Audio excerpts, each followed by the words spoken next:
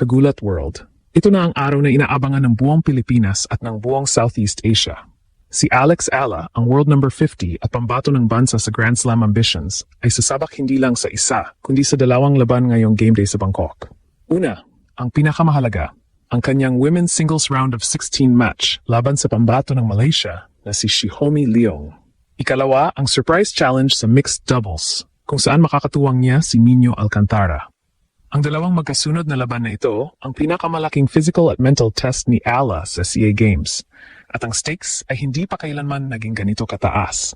Ang focus ay nasa singles campaign, ang tanging paraan para maging gold ang kanyang team bronze. Pero ang kanyang coach, ang dalawang beses na SEA Games gold medalist na si Denise Dai ay nagbabala. Anything can happen. Ito ang conflict na gumugulo sa isip ng bawat Pilipino. Bagamat WTA level ang laro ni Ala at heavy favorite siya laban kay Leong. Ang laro ng tennis ay puno ng unpredictable upsets, lalo na kapag ang pressure ng buong bansa ay nakaatang sa isang batang atleta. Kailangan niyang harapin si Leong ng may zero complacency at maximum killer instinct upang hindi maging biktima ng isang nakagulat na pagkatalo na gigiba sa kanyang momentum at singles gold dream. Ang mixed doubles event, kung saan first round bye sila ni Alcantara, ay nagdadagdag ng excitement at extra challenge. Ang draw nila ay lalabanan ang winner ng Indonesia at Singapore. At ang tournament structure na may dalawang high-stakes na laban sa isang araw ay nagiging testament sa kanyang endurance at focus. Ang pagkapanalo sa parehong events ay magiging ultimate statement na siya ang queen of Asian tennis. Kaya naman, ang laban kay Leong ay higit pa sa match. Ito ay declaration na handa siyang isweep ang SEA Games at ituloy ang kanyang Grand Slam at WTA goals. Ang motivation ay mataas, ang rest ay sapat, at ang excitement ay umaapaw, ayon kay Coach Dwai. Ngayon na ang oras para patunayan na ang WTA power ay kayang mag-dominate at kulantangin ang buong Malaysia at ang buong rehiyon. Tuloy ang laban.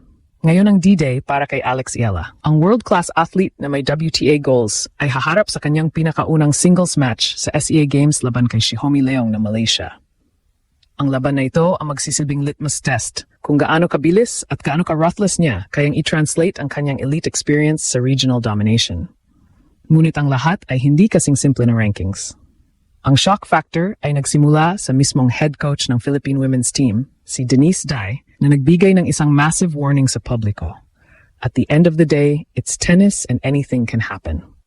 Ang pahayag na ito ni Coach Dai, na siya mismo ay 2 beses nang nagwagi ng SEA Games Gold, ay hindi dapat baliwalain. Ang conflict ay hindi lamang tungkol sa skill gap. Ito ay tungkol sa psychology ng underdog. Si Leong, bilang pambato ng Malaysia, ay maglalaro ng walang anumang pressure at may matinding motivation na i-upset ang tournament favorite. Alam ni Coach Day na ang history ng SEA Games ay punong-puno ng mga unpredictable upsets kung saan ang pressure na manalo ang nagpabagsak sa mga heavy favorites. Kaya ang mindset ni Ala ay kailangang WTA-level focused upang hindi maging biktima ng trap game na ito. Ayon pa kay Coach Dai, bagamat she's hitting the ball very well at she's definitely a lot rested, ang competitive field ay hindi dapat maliitin. Lalo na't nandoon ang Thai players at si Janice Jen. Ang ibig sabihin, ang road to gold ay hindi smooth sailing. Ito ay minefield na kailangan niyang lusutan ng may precision. Ang pagdududa sa singles gold ay nag-ugat sa pressure na dala niya. Ang team bronze ay nagbigay ng cushion, ngunit ang kanyang Grand Slam at WTA goals ay nangangailangan ng absolute gold upang muling itatag ang kanyang confidence. Ang pagkabigo kay Leong ay hindi lang pagkatalo. Ito ay katastrofe na makasisira sa kanyang momentum pabalik sa international circuit. Kaya naman, ang laban kay Leong ay dapat maging masterpiece ng dominance. Kailangan niyang gamitin ang kanyang world-class power upang mabilis na wakasan ang laro at kulantangin ang buong Malaysia na naghihintay ng miracle upset. Ang bawat powerful forehand at precise serve ay magsisilbing declaration na handa siyang isweep ang kompetisyon. Ang laban na ito ang kanyang unang hakbang para ituloy ang solo legacy na inumpisahan ng Team Triumph. Ang game day ni Alex Ala sa Bangkok ay hindi lamang simpleng pagbabalik sa singles court. Ito ay isang double-header na magtutulak sa kanyang physical at mental limits. Unang-una, ang critical na singles round of 16 laban kay Shihomi Leong ng Malaysia. Ikalawa, ang mixed doubles round of 16 kasama si Nino Alcantara, kung saan harapin nila ang winner ng Indonesia-Singapore match. Ang challenge na maglaro ng dalawang high-stakes na laro sa isang araw ay ang conflict na kailangan niyang lusutan upang mapanatili ang kanyang momentum at singles gold dream. Ayon kay Coach Denise Duay, si Ala ay ready to go at motivated to do well. At ito ang confidence na kailangan niyang gamitin laban kay Leong. Sa singles, ang taktika ay malinaw, ruthless efficiency. Kailangang wakasan ni Ala ang laban sa 2 quick sets upang i-preserve ang kanyang energy para sa mixed doubles match. Ang pagpapahaba ng laro ay magbibigay ng advantage hindi lang kay Leong, kundi maging sa kanyang mga future singles opponent na naghihintay na maubos ang kanyang lakas.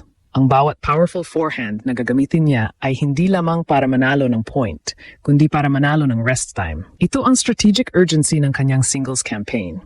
Ang mixed doubles ay nagdaragdag ng layer of complexity. Pagamat maganda ang teamwork nila ni Alcantara, ang paglalaro ng doubles ay gumagamit ng magkaibang muscle groups at court coverage kaysa sa singles.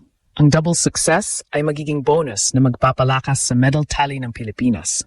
Ngunit ang primary focus ni Ala ay nananatiling ang singles gold. Ang draw nila ay nagbigay sa kanila ng bye na nagbigay ng advantage na fresh silang haharap sa second round.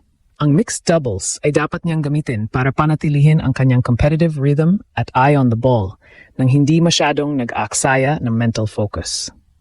Ang Grand Slam at WTA goals ni Ella ay nakadepende sa kanyang kakayahan na harapin ang ganitong double trouble na schedule.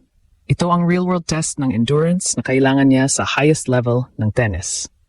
Ang paggulantang sa Malaysia sa pamamagitan ng mabilis na pagkatalo kay Leong na susundan ng successful run sa mixed doubles ay magiging ultimate statement na ang Pinay Pride ay handang magdomina sa lahat ng aspeto ng kompetisyon. Kaya ngayon, ang buong bansa ay naghihintay, nagdarasal at nanonood kung paano lulusutan ni Ala ang dual challenge na ito.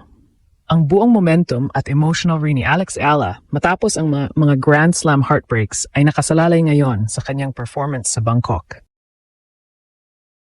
Ang kanyang laban kay Shihomi Leong ng Malaysia ay ang huling mental test na kailangan niyang lusutan para tuluyang makalimutan ang past failures. Ang ruthless dominance sa singles round of 16 ay non-negotiable upang isave ang lakas para sa kanyang partner debut sa mixed doubles kasama si Nino Alcantara. 2 laban sa isang araw. Ito ang ultimate endurance challenge. Kung magwawagi siya sa parehong events, hindi lang siya magiging favorite sa singles gold. Magiging undeniable na Pinay Queen of Asian Tennis siya. Ang tagumpay dito ang magiging springboard pabalik sa highest level ng WTA Tour. Ang stakes ay hindi lang SEA Games Gold, kundi ang muling pagpapatibay sa kanyang Grand Slam goals. Kaya ang tanong ng lahat ngayon, kakayanin ba ni Ala ang double trouble at gulantangin ang buong rehiyon sa pamamagitan ng flawless sweep?